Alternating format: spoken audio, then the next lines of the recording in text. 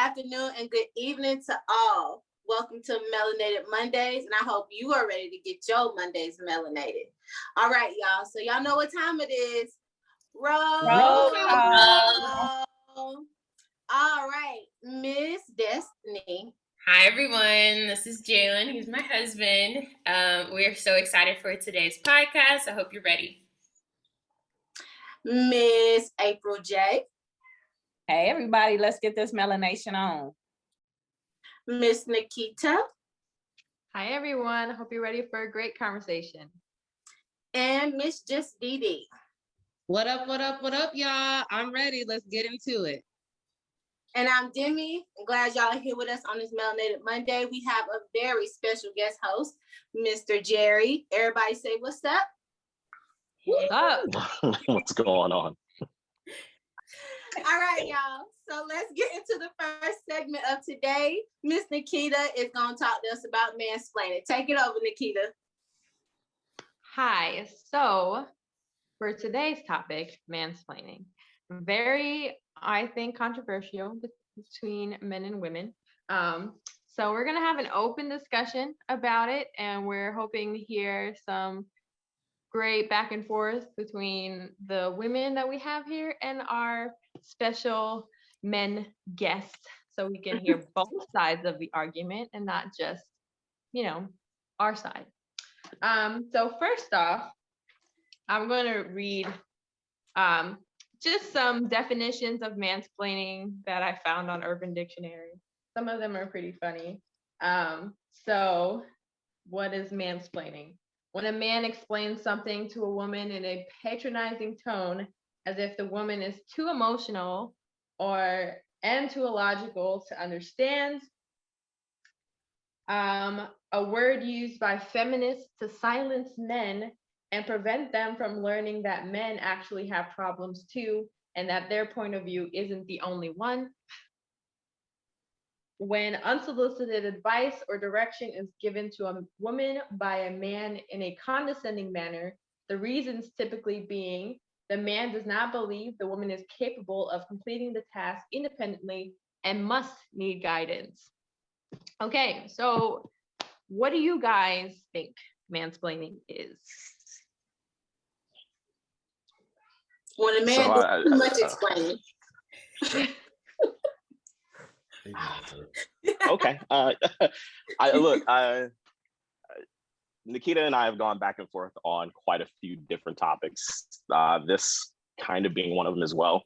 I can see both sides of this argument, but just for argument or discussion's sake here, I'll focus specifically on my side, right? So as far as mansplaining is concerned, if you look back through how we communicate, right? Men versus women, men are from Mars, women are from Venus, yada, yada, yada. The foundation piece of that is communication, right?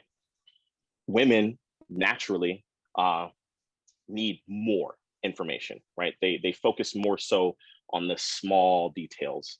That's why stories take X amount of time longer. If you go up and ask a dude to explain his day, what did you do today? It's going to take all of 1 minute. He's going to be like, I got up, I ate, I went to work, and then I came home. And that is it. Now, if you were to ask a woman the same thing, she's going to give you the entire rundown of the day, right? So when you think about it, a lot of dudes have picked up on those keys, and they tend to start focusing more so on the nitnoid details now. Now, do some guys go into the weeds and start doing it in a condescending way? Yeah, there are jerks everywhere. I get that. But for the most part, I don't think guys are just going out of their way trying to mansplain things away in a condescending way or anything like that. I think it's more often than not benign in nature. So that's kind of just my beginning take on that. Yeah, and I agree. I don't think men intentionally try to be rude or assholes about explaining things. I guess sometimes it just comes off that way when they're trying to explain something.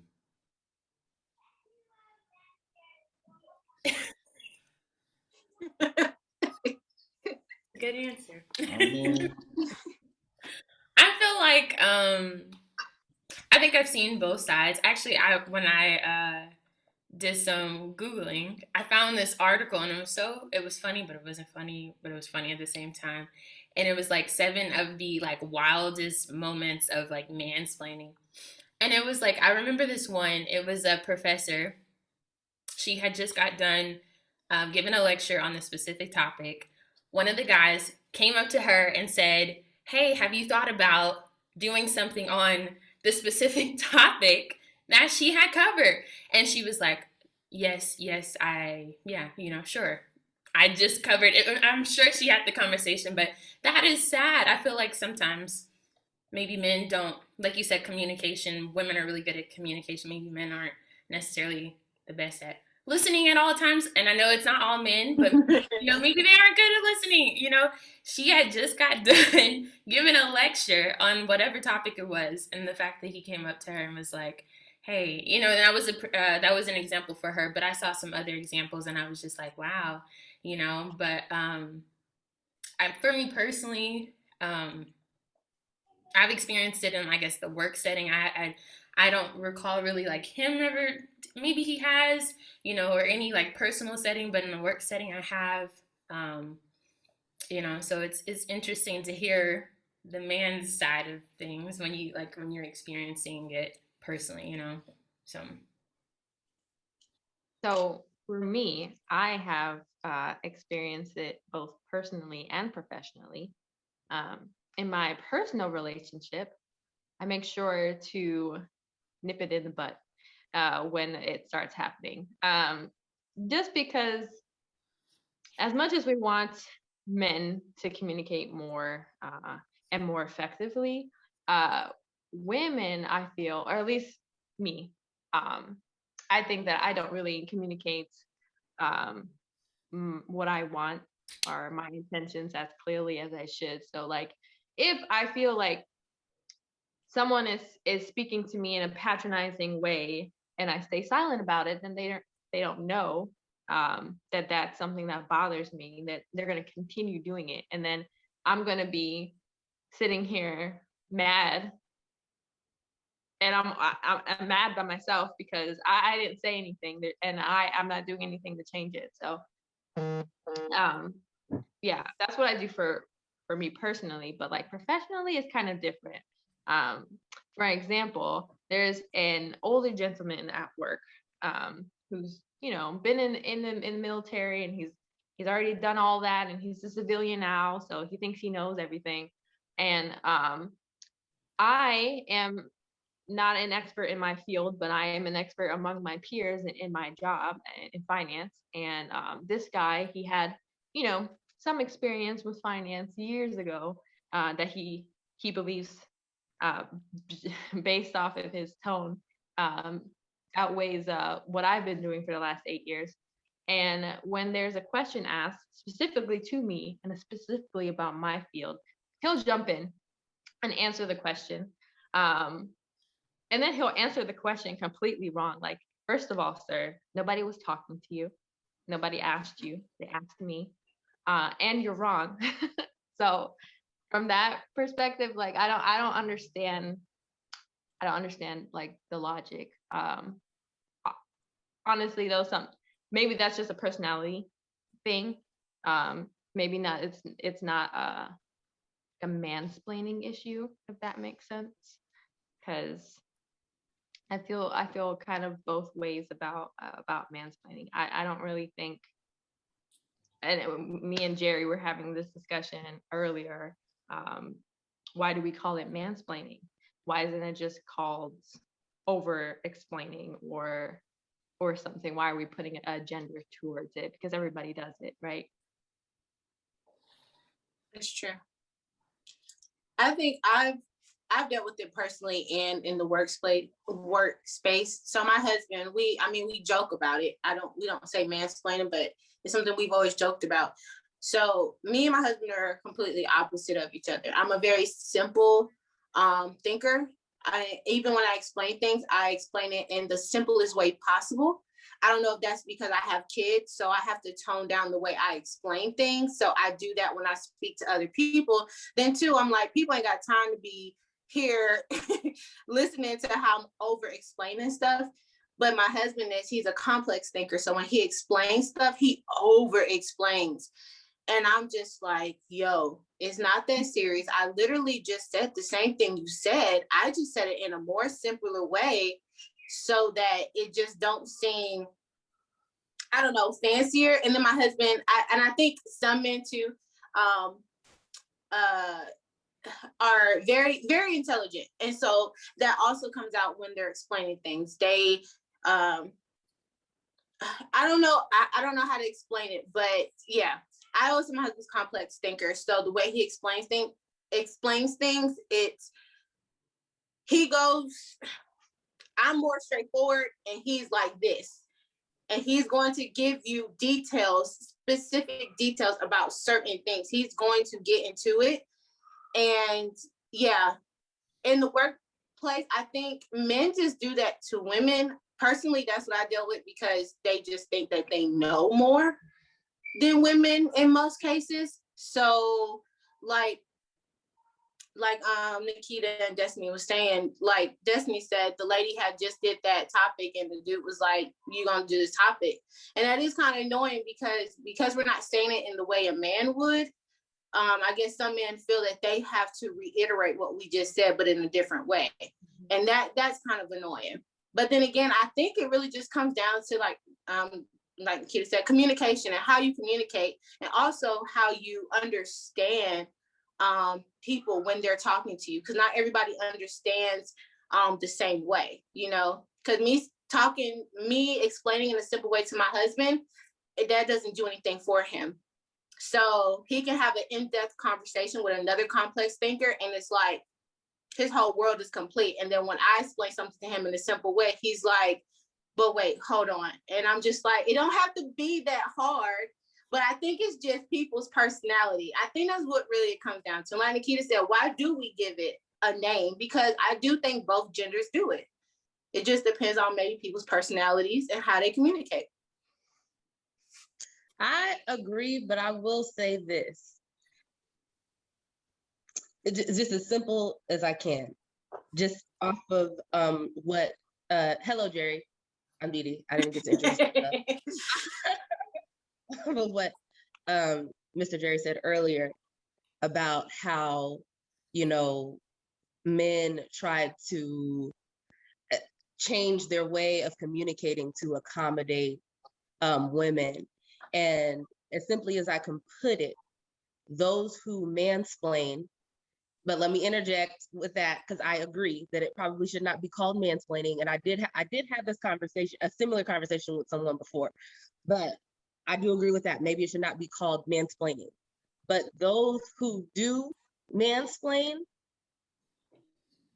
they're not doing it to accommodate women in the way that they communicate. They're intentionally being condescending, or they really do feel that they know everything, or that the way you just said what you said wasn't good enough. Somebody needs to hear it from a man. I'll give you an example. I have received, I have been, I don't want to say a victim. I have experienced mansplaining from a man and from a woman.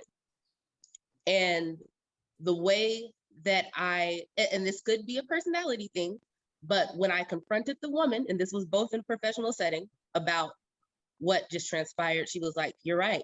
You literally just said that." Like, and when I explained to the man what had just transpired, he was like, "You're welcome." Like, what do you mean? I was helping you. Like, no, I didn't. And then when I did the same thing to him, because I'm petty that way, and I found the opportunity, he understood. So I think it is about, communicating and sometimes maybe going the extra mile. maybe maybe give people a taste of their own little medicine. But that's my little spiel. You actually bring up a really good point. So when we think about a lot of this, right, like we've all come to the consensus that this is a communication issue, and it's not gender specific, it's across the board, right? I think we can all agree to that. So even in the workplace or outside the workplace, really what it really boils down to is personality, right? A lot of this is personality driven. So you have to understand the person you're talking to, one, and they have to understand you. Two is more often than not, if this person's being a condescending asshole, they were probably going to do that to everyone, right? So it's not just women on this one, it's guys as well, because I've dealt with it in the workplace just as much as everybody else. And just like you, I can be just as petty if need be, right? I choose not to most of the time, but please understand the petty game is pretty strong. So you just have to understand that that's that type of person. That's who they are. Right. And when it just don't deal with them, right? Like, that's Bob. Not really going to deal with Bob, because if I deal with Bob, I'm going to punch him in the throat. We don't want to have to do that, because then you got a whole other issue, workplace violence. Nobody has to deal with that. That's all bad, right? But understand the people that you're talking to, what they're about, what they're trying to communicate to you, and then move on and kind of move according to that, right? There is no, I don't necessarily want to completely blanket statement the fact that I don't believe mansplaining to exist, right? I think what it comes down to is people's inability to communicate effectively across the board, because we have gone from a high context culture to a low context culture here, right? We do everything through email because we don't want to interact with people face to face. I am not like that. You can ask Nikita. I literally took up hours of her time at work just because I was bored.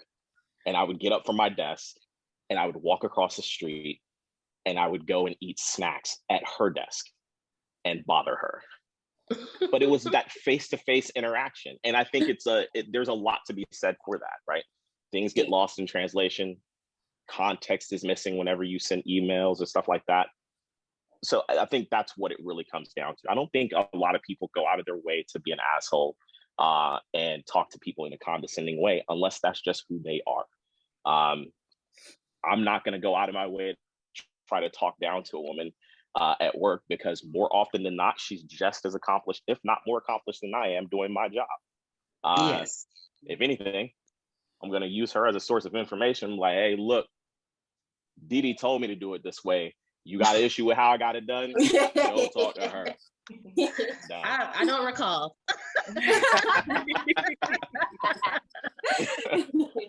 Okay.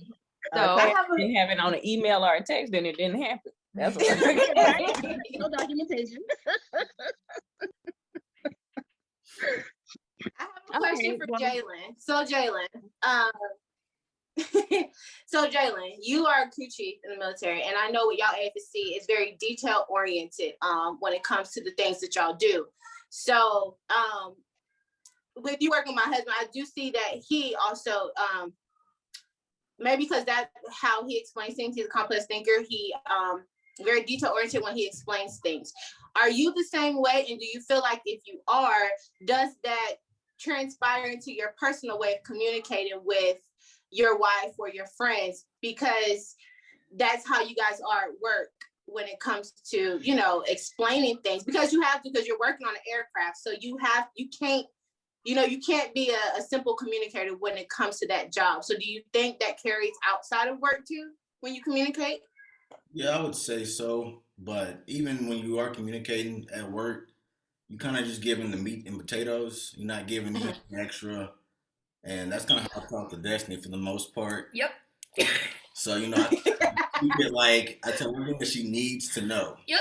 Anything extra, I usually like just throw away or I mention it like days later or something. And I'm asking him questions. So how does that work? And he's like, in his mind, he's thinking, well, you don't really care. You're not gonna do it. You're not working in this, so it doesn't matter. But I'm curious, and he's just like, oh, okay, let me explain to her, So Yeah.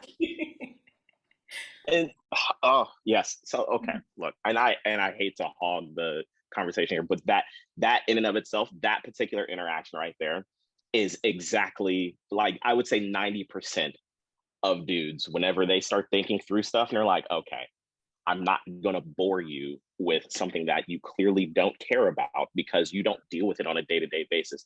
Look, as a former maintainer myself, I know full well nobody cares how an ADG gets changed out or any other part on this airplane. Yeah. I do. And the only reason I care is because the book tells me to care. That's it. That's true. So maintainers are very linear when it comes to certain things. They're just step 1, do this. Step 2, do that. And then that's kind of how you move and operate even in life. Maintainers are probably the easiest people to get along with, as long as you have some form of alcohol around. And I'm being very serious. As long as you have some form of alcohol around, you are good. They will do whatever you need. Hey, man, I need this over here done. I'm like, is it a case of beer involved? All right, I'm on it. Done. And you don't have to explain to them how to do it. You don't have to get into the details. You're just like, hey, man, this picture needs to be hung. All right, cool. I'm gonna hang it up. You may want to change it afterwards, but I'm gonna hang it. Hey, that's how we get down. That's how most guys think, man. It's very linear more often than not. Some folks tend to be very detail oriented, but that's just who they are. That's how they were raised. And you have to look at how they were raised in their home before their adult life, right?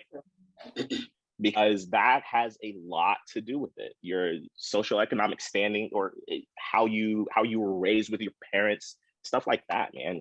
Where you grew up. Because if you notice, like, different regions of the country and the world, they were raised very different, depending upon what pocket you lived in, right? So I was fortunate enough to be a military brat. So I kind of saw it in different locations. Now, I'm primarily from the South, but I got a chance to move more up north and everything towards like Maryland, DC, and Virginia during high school. And I was like, man, you guys operate way different up here. It's way slower down south.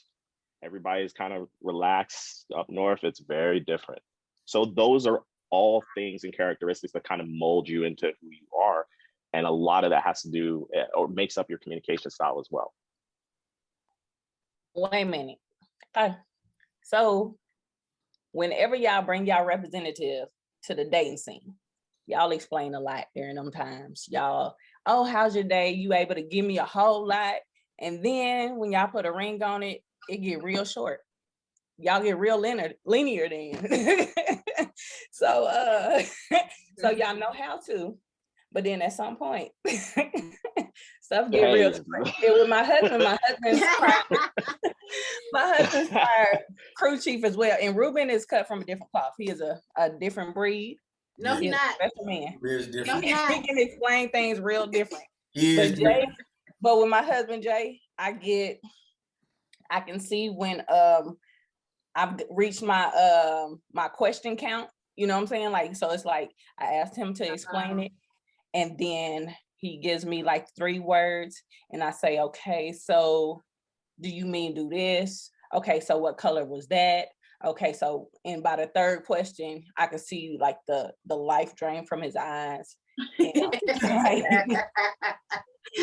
I'm like, bro, I need details, you know what I'm saying? But before we got married, I don't remember having to ask so many dang on questions. And when he wants things, I don't remember having to explain so much. That's what happened. That's what happened. It makes sense, right? So during the dating phase, right, everybody brings their representative, right? Guys included, definitely women. Everybody brings their rep, man. They're like, okay, this is my mask. Hopefully this gets you to the table. And then afterwards, hopefully my real face isn't too much different from my mask, Sometimes it is. Some people are excluded from this particular thing. No, it's fine. But more often than not, that's kind of what happens, right? So again, Nikita and I were speaking about this a little bit earlier, and there has been a few studies done, and I can't remember who did it, but it was dealing with word count. And I love how April brought up the fact that the whole question count. So it runs along the same lines, right? Guys, on average, need possibly at most 1,500 words throughout the day to actually feel verified or satisfied with their social interaction. Women, on average, are 3 times as much. So you guys require more detail, more information to actually kind of put things together. That's why I was saying earlier, like, hey man, if you ask a dude what he did during the day, it's usually you can probably get the answer in 5 simple steps. When it comes to a woman, it's very different. We said the same story, but guess how many words were in that story for my story compared to yours? That's how we operate. You guys just need more. And I get it. Guys tend to pick up on things like that later, right? And I think to kind of bring it full circle, that's where the whole mansplaining thing comes into play, right? We started picking up on the fact that, okay, man, she is not going to give this up. She needs more detail. So I'm going to overload it on detail as much as I can. That way, no questions get asked afterwards. We're done with this briefing, right? It's just like any other military briefing. That one dude who always stands up at the end, does anybody have any questions? Like, I do, Chief. How about nobody wants to deal with that, right? So the same thing in your social life or at home. It's like, look, all right, I'm gonna overload you with questions or answers or information. That way we don't have to deal with crazy questions afterwards, because I really don't have the energy to do it. That's where the whole mansplaining thing comes in. Okay, so you just trying to cut out all the questions. You trying to give me the information so I'm satisfied. Okay. Yeah, front load it. Front load it. Okay, I can respect that because I don't want to ask questions. I can respect it. Okay, that was a really interesting conversation, and you really have an interesting point of view. Thank you for sharing. Thank you to our guests, Jerry and Jalen, for joining us today. If you have an opinion about mansplaining, please make sure you put it down in the comments below, ask any questions, and we can continue the conversation there. Until then, thank you for your time. Thanks, guys. I appreciate it. Thank you. Thanks, That was good Thank talk. you, guys. Thank you. Yeah. Read the I'm 4 not- agreements. Excellent. The 4 It'll agreements. change your perspective on how you deal and experience people, to me. I have it right here. I love that I'm book. about to go buy it. Yeah, I love that book, The 4 Agreements. It's a short read. This is what it looks like. Yeah, Not it's that a short big. read, It's a little tiny. and it's really impactful. It changed the way I interacted with people, I think, big time. But Well, yeah, girl, it's true. I work with teams, so I get it. I get it right here. like, oh, you don't even care. Like, In summary, I'll just tell her the agreements. What's the agreement? So 1, be impeccable with your word. That means to speak with integrity, say what you mean, avoid using the word to speak against yourself or to gossip about others. Use your power of word in the direction of truth and love. 2, don't take anything personally. And now that, I like, even for my business, man, when I saw that, I was like, dang. But it says, nothing others do is because of you. What others say and do is a projection of their own reality, their own dream. When you are immune to the opinions and actions of others, you won't be the victim of needless suffering. That's big, man. And then 3, don't make assumptions. Find the courage to ask questions and to express what you really want. Communicate with others as clearly as you can to avoid miscommunications, sadness, and drama. With just this one agreement, you can completely transform your life. And then the last one, always do your best. Your best is going to change from moment to moment.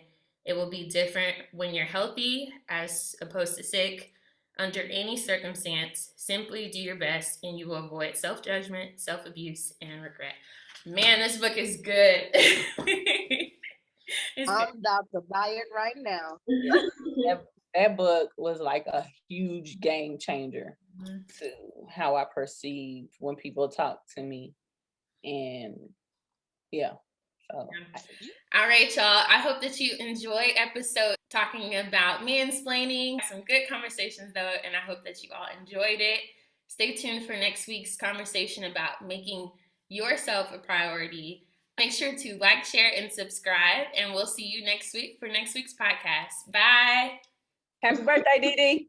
Happy birthday. Thank you. I'll talk to y'all later. Love y'all. Bye.